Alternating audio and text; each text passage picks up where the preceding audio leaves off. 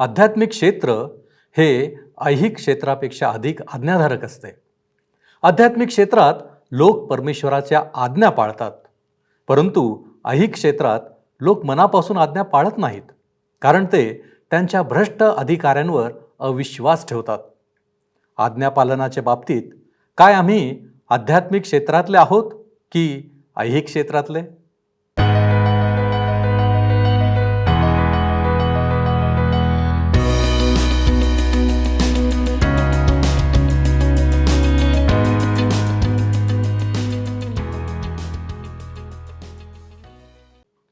प्रियांनो, आजच्या उपासना कार्यक्रमात आपले हार्दिक स्वागत.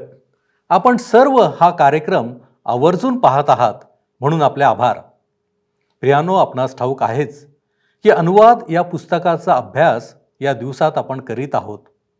इस्रायल लोकांना मिस्र देशातून सोडविल्यानंतर रानामध्ये त्यांच्याबरोबर काय झाले याचा इतिहास आपण पाहत आहोत. परमेश्वर आम्हाला भौतिकरित्या, शारीरिकरित्या आणि आत्मिकरित्या आशीर्वादित करीत असतो.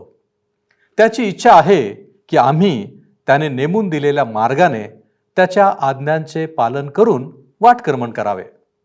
बऱ्याच वेळा आम्हाला कळत नसते की काय चूक आहे, काय बरोबर आहे, कोणती गोष्ट करावी आणि कोणती गोष्ट करू नये.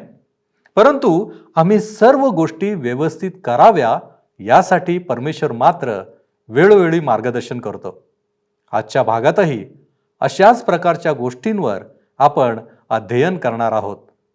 परमेश्वर इस्रायल लोकांना कोणते प्राणी शुद्ध आणि कोणते प्राणी अशुद्ध, तसेच मंदिरात दान आणण्याविषयी म्हणजे दशांश आणि इतर अनेक नियमांविषयी सांगताना दिसेल.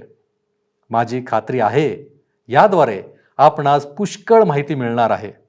तर मग चला प्रियांनो, आपण आपल्या अध्ययनाची सुरुवात करूया. श्रोत्यानो, मागच्या कार्यक्रमामध्ये अनुवादाचे पुस्तक 12वा अध्याय आणि 13वा अध्याय आम्ही अभ्यासला, परंतु 13व्या अध्यायाची शेवटली 2 वचने मी आपणाकरिता वाचू शकले नाही आणि त्या वचनांचं स्पष्टीकरण आपणाकरिता करू शकले नाही. आज त्या 2 वचनांपासून आम्ही आजच्या अध्ययनाला सुरुवात करीत आहोत. आम्ही पाहिलं होतं श्रोत्यानो की जेव्हा तुमच्यातून काही अधम पुरुष निघाले आणि त्यांनी तुम्हाला अपरिचित अशा अन्य देवांची सेवा करावयाला यावे म्हणून नगरातील लोकांना भकविले, तर पुसत पास करावा, शोध करावा आणि बारकाईने पता काढावा असे परमेश्वराने त्यांना सांगितले. ही गोष्ट खरी आहे की खोटी आहे हे सुद्धा त्यांना माहीत करून घ्यायचे होते. आणि ह्यावरून आम्हाला एक पाठ शिकायला मिळतो, तो हा की आज सुद्धा ज्या गोष्टी आमच्या कानावर येतात, आम्हाला वाचायला मिळतात आणि काही लोक येऊन आम्हाला शिकवतात, त्या गोष्टींविषयी आम्ही फार बारकाईने तपास करावा, शोध करावा आणि जाणून घ्यावे की सत्य काय आहे. ह्याद्वारे आम्ही आत्मिक रूपाने सुद्धा सतर्क राहू शकतो.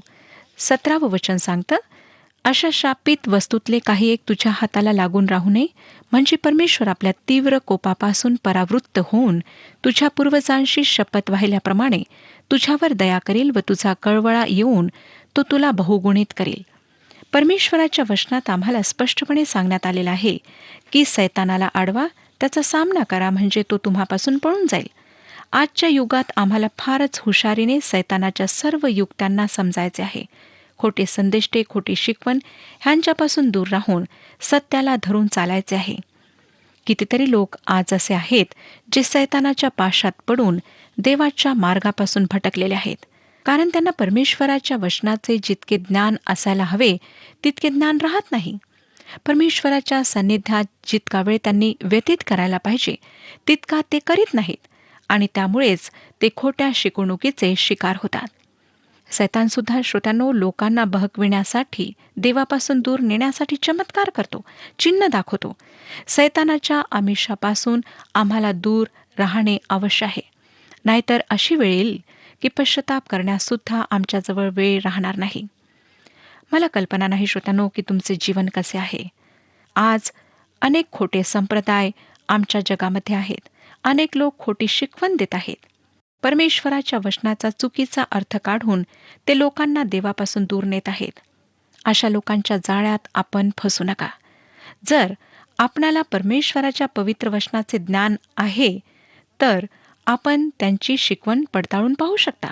आणि ह्याकरिताच परमेश्वराच्या पवित्र वचनाचे अध्ययन करणे, सखोल अभ्यास करणे आमच्याकरिता आवश्यक होते. आज जर आपण परमेश्वरापासून दूर गेलात तर परमेश्वर आपणाला सोडणार नाही हे निश्चित. आपणाला दगडमार होणार नाही हे सुद्धा निश्चित. कारण श्रोत्यानो, ज्या काळामध्ये आम्ही राहत आहोत हा काळ कृपेचा काळ आहे. येशू ख्रिस्ताद्वारे ही कृपा प्रत्येक मनुष्य प्राण्यावर झालेली आहे. येशू ख्रिस्ताने आमची सर्व पापे स्वतःवर घेतलीत. जो भयंकर दंड, जी शिक्षा आम्हाला व्हायला हवी होती ती त्याने सहन केली. का? ह्यासाठी की आमचा नाश होणे, परमेश्वराचा आणि आमचा संबंध जो पापामुळे तुटलेला आहे तो पुन्हा जोडला जावा म्हणून. येशू ख्रिस्ताच्या एकट्याच्या बलिदानामुळे हे संभव झाले. कारण तो परमेश्वराचा एकुलता एक पुत्र आहे. त्याने तुमच्या आणि माझ्याकरिता स्वतःचा प्राण दिला. तिसऱ्या दिवशी तो पुनरुत्थित झाला आणि आज तो आमच्याकरिता परमेश्वराजवळ मध्यस्थी करीत आहे. वचन आम्हाला सांगतं की जो कोणी त्याचवर विश्वास ठेवेल त्याचा नाश होणार नाही, परंतु त्याला अनंत जीवन प्राप्त होईल. आता आपण 14वा अध्याय पाहूया. लेव्यच्या 11व्या अध्यायात व अनुवादाच्या 12व्या अध्यायात परमेश्वराच्या लोकांच्या भोजनासंबंधी काही गोष्टी देण्यात आलेल्या आहेत. अनुवादाच्या पुस्तकाच्या 12व्या अध्यायात ज्या नियमांचे स्पष्टीकरण आहे ते लेव्यच्या पुस्तकाच्या 11व्या अध्यायात केलेल्या स्पष्टीकरणापेक्षा थोडे अधिक स्पष्ट आहे. ह्याचं एकच कारण आहे श्रोत्यानो, आणि ते म्हणजे लेव्यच्या पुस्तकात पथ्यासंबंधी जे नियम होते त्यांना 40 वर्षाच्या काळात जेव्हा इस्रायली लोक रानात भटकत होते तेव्हा कसोटीला लावून पाहण्यात आले होते. 14वा अध्याय पहिली 2 वचने मी आपणाकरिता वाचत आहे. तुम्ही आपला देव परमेश्वर ह्याची मुले आहात. मृतांकरिता आपल्या अंगावर वार करून घेऊ नका किंवा क्षौर करून घेऊ नका, कारण तुम्ही आपला देव परमेश्वर ह्याची पवित्र प्रजा आहात आणि परमेश्वराने भूतलावरील सर्व राष्ट्रातून आपली खास प्रजा म्हणून तुम्हाला निवडून घेतले आहे. श्रोत्यानो, अशा प्रकारची चालीरीत त्या दिवसांमध्ये होती की लोक मैतांकरिता स्वतःच्या अंगावर घाय करून घेत असत, डोक्यावरचे केस मुंडून टाकीत असत. आता सुद्धा काही आदिवासी जमातींमध्ये ह्या चालीरीती आहेत. काही लोक तोंडावर रंग लावतात, चेहऱ्याला विद्रूप करतात. हा त्यांच्या भक्तीचा एक भाग मानला जातो, त्यांच्या धार्मिक विधींचा एक भाग मानला जातो. परंतु जे जिवंत परमेश्वराचे लोक आहेत ते असे काहीच कधीच करीत नाहीत. भोजन पथ्यासंबंधी जे नियम होते त्या धार्मिक रीतिरिवाजांपेक्षा शारीरिक लाभाला अधिक महत्त्व होते आणि अनेक शताब्दींमध्ये त्यांची परीक्षा घेतल्या गेली आणि खरोखरच हे नियम शारीरिक स्वास्थ्याकरिता लाभदायक ठरलेत. आजचे युग सर्व बाबतीत पथ्य ठेवणारे युग आहे. सर्व लोक खाण्यापिण्यात पथ्य पाळण्यामध्ये रुची ठेवतात. परमेश्वराने तुमच्या व माझ्याकरिता खाण्यापिण्याच्या बाबतीत पथ्यासंबंधी नियम दिलेले नाहीत. आम्ही मांस खाल्ले नाही खाल्ले तरी परमेश्वराशी आमचा जो संबंध आहे त्यामध्ये काहीही फरक पडत नाही. परंतु जर तुम्ही ह्या नियमांचे पालन कराल तर कदाचित तुम्ही थोडे अधिक दिवस ह्या जगात जिवंत राहू शकाल, आणि नाही कराल तर परमेश्वराच्या संगतीत लवकर पोहोचाल. परमेश्वराने आपल्या पवित्र वचनाच्याद्वारे कोणते प्राणी खाण्यास योग्य आहेत, कोणते नाहीत ह्या बाबतीत मात्र स्पष्टपणे सांगितलेले आहे. 3 ते 6 वचने पहा काय सांगतात. कोणताही अमंगळ पदार्थ खाऊ नको. खाण्यास पात्र असे पशु हे गाय, बैल, शेरडे, मेंढरे, सांबर, हरिण, भेकर, चितळ, रोही, गवा व रानमेंढा, पशूंपैकी ज्यांचे खूर चिरलेले किंवा दुभंगलेले आहेत व जे रवंत करीतात अशा पशूंचे मांस तुम्ही खावे. हे प्राणी शुद्ध मानले गेले होते आणि त्यांना खाण्याची परवानगी परमेश्वराने त्यांना दिली होती. शुद्ध प्राण्याची ओळख त्यांना पटावी म्हणून 2 चिन्हे होती. हे चिन्हे सुद्धा आम्हाला आत्मिक पाठ शिकवितात.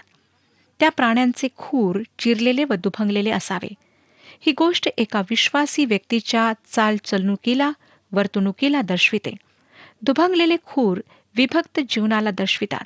परंतु आज आम्ही ख्रिस्ती लोकांच्या जीवनात पाहतो की ते परमेश्वराच्या 10 आज्ञा तर पाळत नाहीत, परंतु दुसऱ्या 25 आज्ञा त्या 10 आज्ञांशी त्यांनी जोडल्या आहेत आणि त्यानुसार ते चालण्याचा प्रयत्न करतात. परंतु ह्या ठिकाणी दुभंगलेल्या खुरांद्वारे परमेश्वर हे दर्शवित नाही. तुकडे हा जो शब्द आहे त्या शब्दाचे दोन विरुद्धार्थी अर्थ आहेत. तुकडे करणे म्हणजे दोन वेगवेगळे भाग करणे किंवा पृथक करणे, आणि दुसरा जो अर्थ आहे तो आहे चिकटून राहणे. कुठलीही व्यक्ती एखाद्या विशिष्ट गोष्टीपासून विभक्त होऊ शकते किंवा एखाद्या गोष्टीकरिता विभक्त होऊ शकते. आता ह्या ठिकाणी समजून घेण्यासारखी महत्त्वाची गोष्ट म्हणजे श्रोतांनो, आम्हाला काही सवयींपासून, काही कार्यांपासून विभक्त व्हायचे नाही, परंतु येशू ख्रिस्तासाठी विभक्त व्हायचे आहे. जेव्हा तुम्ही येशू ख्रिस्तासाठी विभक्त व्हाल, त्याच्याशी जुळून राहाल, तेव्हा तुमच्या चालचलणुकीमध्ये परिवर्तन येईल. शुद्ध प्राण्याचे दुसरे चिन्ह ह्या अध्यायात जे सांगितले आहे ते म्हणजे रवंथ करणे. ह्या ठिकाणी जो आत्मिक पाठ आम्हाला शिकायला मिळतो तो हा आहे की आम्ही परमेश्वराच्या वचनाचे अध्ययन करण्यामध्ये आणि त्यावर मनन करण्यामध्ये भरपूर वेळ घालवावा. कित्येक वेळा श्रोतांनो, आम्ही परमेश्वराचे वचन वाचतो, परंतु त्यावर मनन करीत नाही, त्याचं अध्ययन करीत नाही. आम्ही स्वतःच्या मनाचे समाधान करून घेतो की आम्ही वचन वाचले आहे, परंतु त्यापासून आम्हाला किती आत्मिक लाभ झाला आहे ह्यावर आम्ही अधिक लक्ष देत नाही. जे अशुद्ध प्राणी होते ते ज्या आवश्यकता परमेश्वराने सांगितल्या होत्या त्या आवश्यकता पुऱ्या करण्यामध्ये असमर्थ होते. काही प्राणी रवंथ करू शकत होते, परंतु त्यांचे खूर दुभंगलेले नव्हते. डुकराचे खूर चिरलेले व दुभंगलेले होते, परंतु तो रवंथ करू शकत नाही. अशा प्रकारचे सर्व प्राणी परमेश्वराने अशुद्ध ठरवलेत आणि त्यांना न खाण्याची त्याने त्यांना आज्ञा दिली. तसेच समुद्रातील पाण्यात राहणाऱ्या काही प्राण्यांना सुद्धा त्याने अशुद्ध ठरवले. 9 आणि 10 वचने पहा काय सांगतात. जलचरांपैकी तुम्हाला खाण्यास योग्य ते हे, ज्यांना पंख व खवले असतात ते तुम्ही खावे, पण ज्यांना पंख आणि खवले नसतात ते तुम्ही खाऊ नयेत, ते तुम्ही अशुद्ध समजावे. पाण्यात राहणारे प्राणी दोन विशेष चिन्हामुळे अलग करण्यात आलेत. एक तर ज्यांच्यावर पंख आणि खवले असतात ते, आणि त्यांना खाण्याची परवानगी परमेश्वराने दिली. ह्यानंतर शुद्ध व अशुद्ध पक्ष्यांची सूची सुद्धा परमेश्वराने त्यांना दिली. श्रोत्यानो, परमेश्वराने ह्या लोकांना आश्वासन दिले होते की जर ते त्याची सेवा करतील तर तो त्यांना भौतिक रीतीने आशीर्वादित करील. त्या भौतिक आशीर्वादातून, अर्थात जी काही गुरेढोरे, बकऱ्या, मेंढरे त्यांच्याजवळ होतील व शेतातल्या पिकाचा दशमांश परमेश्वराकरिता द्यावा, हा दशमांश पवित्र स्थानात परमेश्वरासमोर खाण्यात यावा आणि हे भोजन परमेश्वरासमोर विशेष राहील असे त्याने सांगितले होते. 25 आणि 26 वचने पहा काय का सांगतात. 14 अध्याय 25 आणि 26 वचने. तर तू तो विकून त्याचा पैसा कर व तो पैसा गाठीला बांधून तुझा देव परमेश्वर ह्याने निवडलेल्या स्थानाकडे घेऊन जा. त्या पैशाने तेथे गाई, बैल, शेरडे, मेंढरे, द्राक्षारस, मद्य अथवा तुझ्या मनास येईल ती वस्तू घे आणि आपला देव परमेश्वर ह्याच्या समोर आपल्या घरच्या मंडळीसह खाऊन पिऊन आनंद कर. बऱ्याच वेळेला इस्रायली लोक मंदिरापासून बऱ्याच दूर अंतरावर राहत. तेव्हा परमेश्वराने त्यांना आदेश दिला की अशा वेळेस पिकाचा दशमांश व संपत्तीचा 10वा भाग मंदिरात आणणे शक्य होणार नाही, तर ते सर्व काही विकून त्याच्या मोबदल्यात जो पैसा येईल तो त्यांनी मंदिरात आणावा व त्या ठिकाणी जे काही परमेश्वराकरिता अर्पण करायचे आहे ते त्यांनी विकत घ्यावे. नंतर 28वे वचन. दर 3 वर्षांनी 3ऱ्या वर्षाच्या उत्पन्नाचा दशमांश बाजूस काढून आपल्या गावात जमा कर. जर आपण ह्या नियमाचे बारकाईने परीक्षण कराल तर आपणास दिसून येईल श्रोत्यांनो की हे लोक 3 दशमांश परमेश्वराकरिता देत होते. अर्थात 30% जे काही त्यांचे उत्पन्न होते त्याचा 30वा भाग ते देत होते. फक्त 10वा नाही, 10वा हिस्सा लगेच मंदिरात जमा व्हायचा आणि 3 वर्षाच्या शेवटी सुद्धा दशमांश देण्यात येत असे. 29वे वचन. आणि लेव्यास तुझ्यासारखा काही हिस्सा किंवा वतन नाही म्हणून त्याने आणि तुझ्या गावातला उपरी, अनाथ व विधवा ह्यांनीही येऊन पोटभर खावे, म्हणजे तुझा देव परमेश्वर तुझ्या हातच्या सर्व कामास बरकत देईल.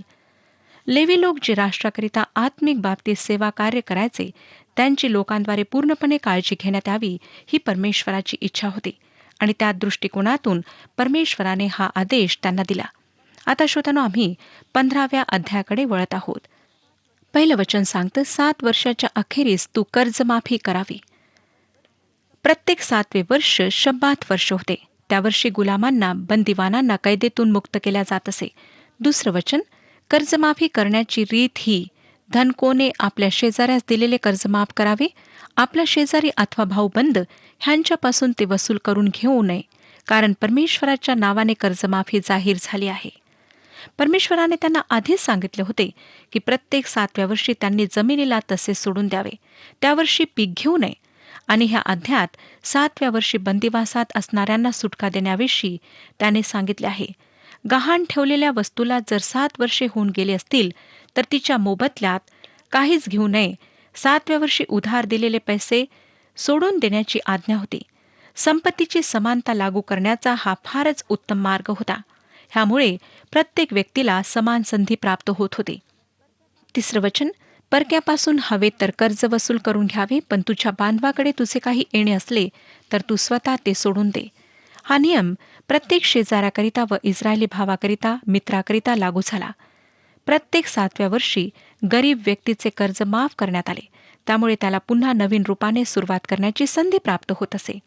इस्रायली लोक जर ह्या नियमाचे अगदी काटेकोरपणे पालन करतील तर ह्या वचनावरून आम्हाला दिसून येईल की त्याचा काय परिणाम होईल. 4थं वचन सांगतं, तरी पण तुमच्यामध्ये कोणी दरिद्री असणार नाही, कारण तुमचा देव परमेश्वर जो देश तुम्हाला वतन करून घ्यावा म्हणून देत आहे, त्यात तो तुम्हाला अवश्य आशीर्वाद देईल. श्रोत्यानो, ह्या ठिकाणी जर तुम्ही हे सर्व कराल तर तुम्हाला आशीर्वाद प्राप्त होतील, असे परमेश्वराने त्यांना सांगितले. 6वं वचन, कारण तुझा देव परमेश्वर तुला दिलेल्या वचनानुसार तुझे कल्याण करील. तू अनेक राष्ट्रांना कर्ज देशील, पण तू स्वतः कर्ज काढणार नाहीस.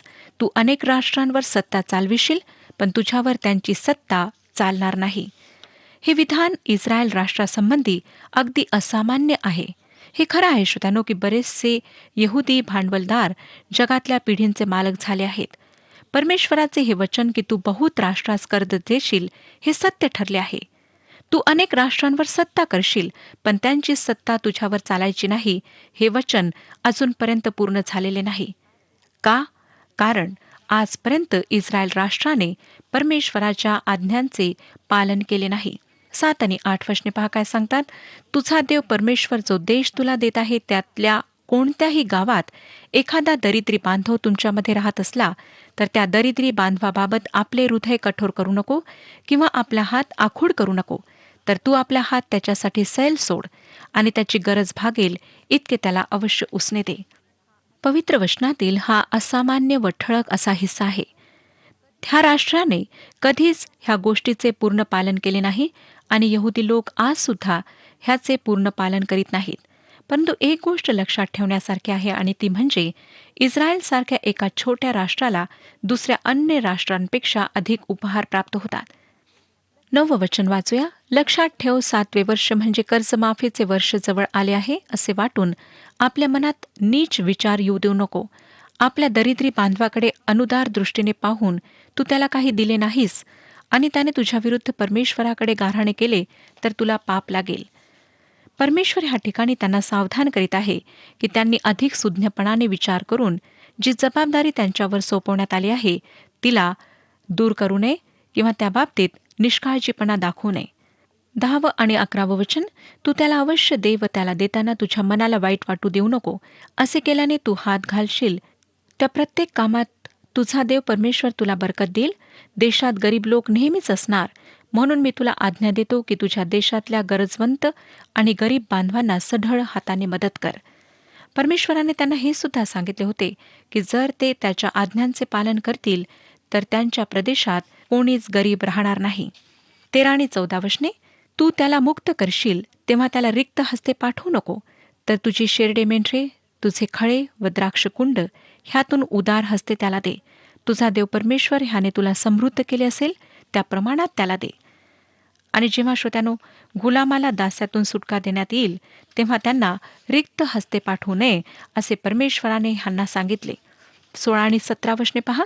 तरी पण त्या दासाचा लोभ तुझ्यावर व तुझ्या घराण्यावर जडला असेल व तो आनंदाने तुझ्याबरोबर राहत असून तुला म्हणेल की मी तुला सोडून जाणार नाही, तर त्याचा कान दरवाज्यावर धरून आरीने टोच, म्हणजे तो तुझा कायमचा दास होईल.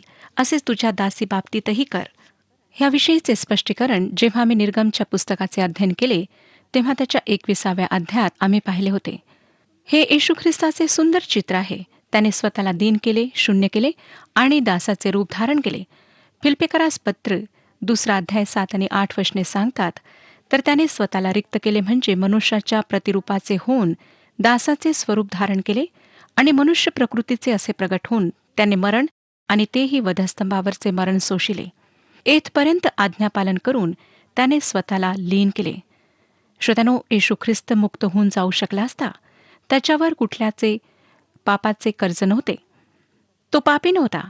त्याला पापांबद्दल दंड भोगायचा नव्हता. परंतु आमच्यावर त्याचे जे प्रेम आहे, त्या प्रेमामुळे त्याने स्वतःला आमच्याकरिता दिले. ज्याप्रमाणे दासाला स्वतःच्या कानाला टोचून घ्यावे लागत असे. भजनकार भजन संहिता 40 अध्याय आणि 6व्या वचनामध्ये म्हणतो, तू माझे कान उघडिले आहेत. इब्री लोकास पत्रामध्ये ह्याच स्तोत्रामधून हिस्सा घेतलेला आहे आणि म्हटले आहे, यज्ञ व अन्नार्पण ह्यांची तुला इच्छा नव्हती, तू माझ्यासाठी शरीर तयार केले. येशू ख्रिस्ताने तुमच्या व माझ्याकरिता मानवी शरीर धारण केले, जेणेकरून श्रोत्यानो, आमच्या पापांकरिता त्याने क्रुसावर स्वतःचे बलिदान करावे.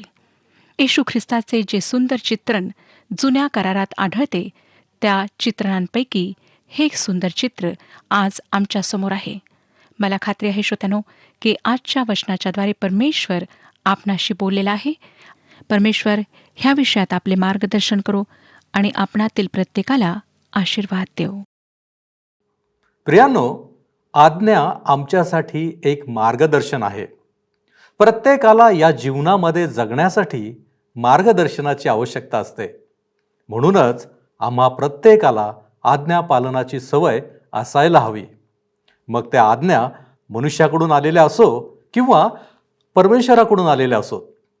आजच्या अध्ययनात आपण पाहिले की परमेश्वराने अगदी बारीक सारीक गोष्टींसाठी मार्गदर्शन करीत आज्ञा दिल्या होत्या आणि परमेश्वराचा हेतू होता की इस्रायल लोकांनी त्यांचा देव परमेश्वर याच्या दृष्टीने जे योग्य ते करावे.